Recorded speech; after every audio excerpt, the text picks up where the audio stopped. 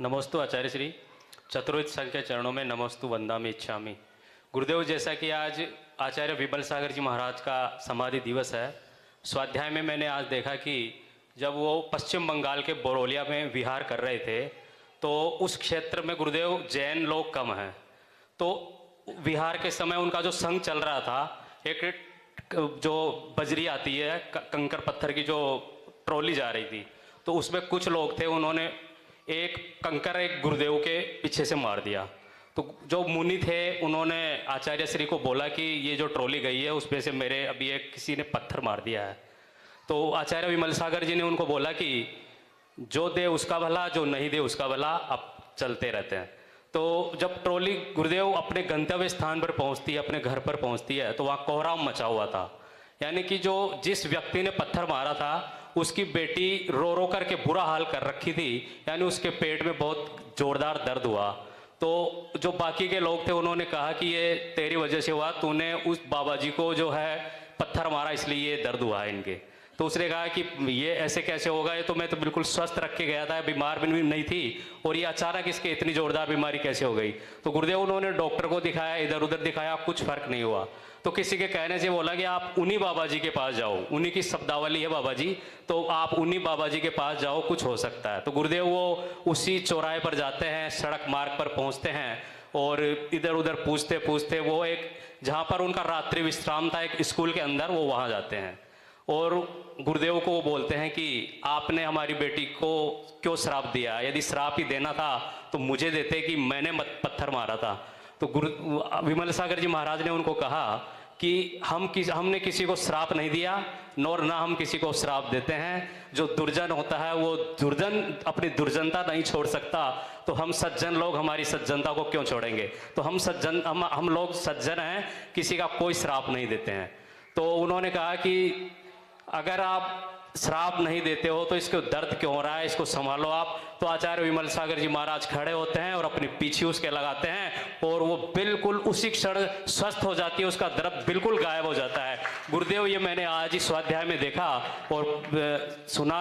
तो गुरुदेव, मेरी जिज्ञासा ये है कि जैसे कि अभी दीपक जी की भी बड़ी जिज्ञासा थी कि वो आचार्य विमल सागर जी महाराज बहुत बड़े निमित्त ज्ञानी थे, तो ऐसा निमित्त ज्ञान गुरुदेव ने कैसे पाया और किस प्रकार से वो चमत्कार दिखाया करते थे? गुरुदेव, जिज्ञासा का समाधान। पहली बात तो ये रही विकास जी, ये घटना सत्य घटना है और ये पश्चिम बंगाल की घटना है। इसके साथ में एक घटना और हुई थी जिसके अंदर वो घटना आदि मैं सुनाऊंगा तो शायद 3 घंटे लग जाएंगे। वो घटना बहुत दुखित घटना थी जिसमें सारे बंगाली मुनि राजों के विरोधी हो गए थे।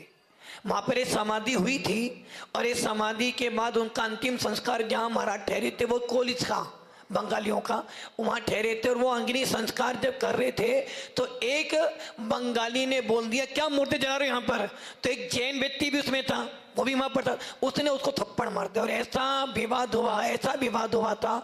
बहुत बड़ी घटना है, किंतु ये ध्यान रखना, आचार्य विमल सागर जी महाराज जी नहीं, कोई भी साधु संतों का साधु संत यही कहते हैं, जब दुर्जन अपनी दुर्जनता नहीं छोड़ सकता तो सज्जन अपनी सज्जनता नहीं छोड़ते। और आचार्य विमल सागर जी को निमित्त ज्ञान किसने दिया? मैंने सवेरे बतलाया था कि आचार्य सुधर्म सागर जी महाराज, जिनकी समाधि कुशनगढ़ पर हुई है, जो प्रतिदिन 100 श्लोक बनाकर हार पर जाते थे, ऐसे आचार्य सुधर्म सागर जी महाराज के आशीर्वाद से आचार्य विमल सागर को निमित्त ज्ञान प्राप्त हुआ। और आचार्य विमल सागर जी चमत्कार नहीं करते थे, वो साधना करते थे। हमने देखा है अपने गुरुजी को और उनसे मुझसे सुना भी। हमारे गुरुजी को जब भी कभी देखना, जिन्होंने देखा होगा, 7:30 बजे नहीं कि वो विश्राम करने चले जाते थे।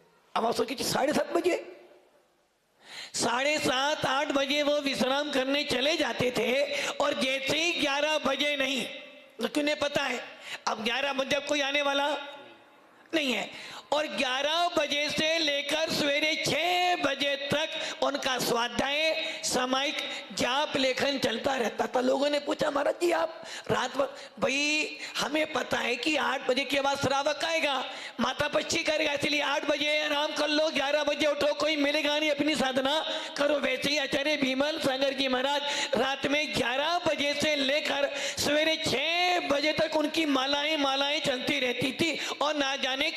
माला जपते थे, उनके पास हर प्रकार की मालाएं थी और एक माला एक दिन में एक ही बार फेरते थे, हजारों माला फेरते रहते थे और उनको इष्टा नमोकार मंत्र, और कोई भी आता था मात भैया नमोकार मंत्र जपना, नमोकार मंत्र जपना, इस नमोकार मंत्र से ही उनके चमत्कार हो जाते थे। और आचार्य विमल सागर जी के अंदर देव भक्ति, गुरु भक्ति और जिनवाणी के प्रति आकाश भक्ति थी, जिसके कारण उनके चमत्कार अपने आप हो जाते थे। और आज भी यदि आप सच्चे मन से आचार्य विमल सागर जी को याद करोगे, आपके बिगड़े सारे काम संपन्न हो जाएंगे।